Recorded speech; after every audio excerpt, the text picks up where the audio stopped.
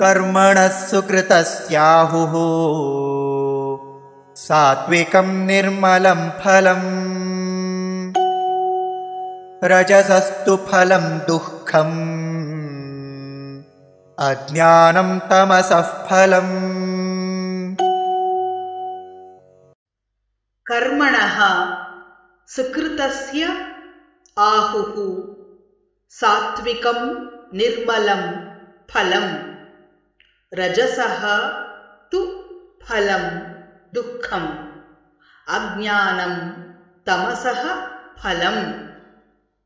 कर्मणः सुकृतस्याहुः सात्विकं निर्मलं फलम् रजसस्तु फलं दुःखम् अज्ञानं तमसः फलम्। कर्मणः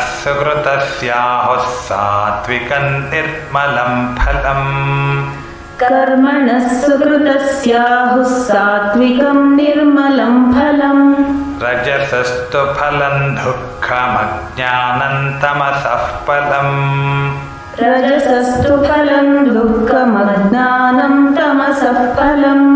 कर्मणः सुकृतस्याहुः सात्विकं निर्मलं फलं रजसस्तु फलं दुःखमज्ञानं तमसः फलम्।